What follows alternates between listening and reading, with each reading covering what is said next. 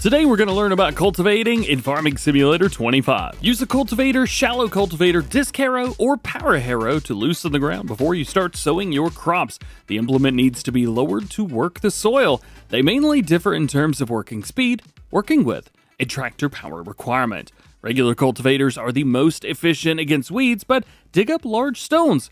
Shallow cultivators have a wider working width and cover more ground while having a lower power requirement compared to regular cultivators. The stones dug up are smaller, but they're more expensive and they're not as effective against weeds. Disc harrows and power harrows have lower power requirements for tractor power, a lower price, and higher working speed compared to regular cultivators. Disc harrows won't dig up stones, and you also use direct sowing machines with these. Some of them can cultivate, sow, and even fertilize at the same time. It's pretty wild. We're going to keep it pretty simple and just talk about cultivators mainly, as well as disc harrows and power harrows. If you're curious between a regular cultivator and a shallow cultivator, well, you can easily just see it down at the bottom in the game. You can see the John Deere 980 here, for example, is a shallow cultivator. And here the Nosh Eco Cultivator 300 is a regular cultivator. So that's going to be big differences there, at least being showcased in the game. Disc harrows are all just disc harrows, and power harrows are all just power harrows. Once you've got your preferred cultivator, head out to the field. I've got one of each, that way you can see how each one works. I also want to mention that size really doesn't have a lot to do with this. Now, one style is not bigger or smaller than the other. They're just four different ways of basically doing the exact same thing. So there is that. Unlike plowing, you can't just go into the field and say like, okay, where's, what needs to be cultivated? It just kind of tells you if it is cultivated. So if we remove all of this stuff, you can see in blue, that means cultivated. And none of the fields on this map are cultivated right now. So we should be able to see a blue stripe going down. This field, by the way, has been wheat that is harvested.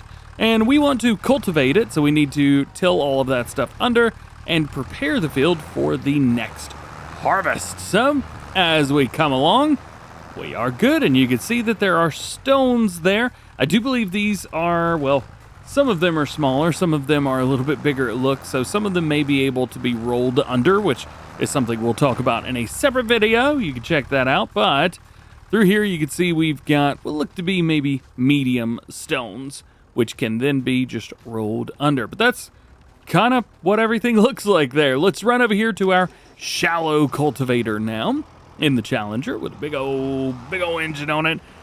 And we'll grab that and roll with it. So you can see the differences between a regular cultivator and a shallow cultivator are very, very prevalent. And also with the shallow cultivator here, no stones are being pulled up. So those stones are only coming from that regular cultivator. Next is the disc harrow. Again, just a different style of doing things. So let's drop this down. Let's turn it on and roll with it, as it were. And you may say, well, this kind of looks like the shallow cultivator. And you're absolutely right. Maybe a tad bit different just for the game's sake, but yes, there you go. So the field is ready to be taken care of, put seed on top of there and do all that good stuff. However, that regular cultivator has gotten rid of almost all of the underbrush. So let's go over here to the final one. There's no real like better or worse kind of thing. It's just different styles and what they do. So let's take our power harrow and turn it over here. And you may say, power, huh? Yes, it needs to be turned on. So we have to turn it on as we go across. A little bit slower than the disc harrow and the shallow cultivator, but it does get the work done. In real life, there are lots of reasons why you would want to pick one of these. We gotta turn that off. There we go. In real life, there's big reasons why you would want one of these versus another. However, in the game, they all just kind of really do the same thing at the end of the day. It wasn't until the last video game, Farming Simulator 22, where there was even a difference. Now there is, which is great news. However, in Farming Simulator 25, still there's not a lot that splits the 4 of these apart. So then there you go. That is Cultivating in Farming Simulator 25. Hope you enjoyed this one. Drop a like if you did. Get subscribed if you're new and join the DjGoHam fam. Double check that notification bell. That way, whenever I release stuff, you know about it. If you're looking for more things and tutorials, you can check out the tutorial playlist. Otherwise, hope you have a great day. I'll see you in the next one.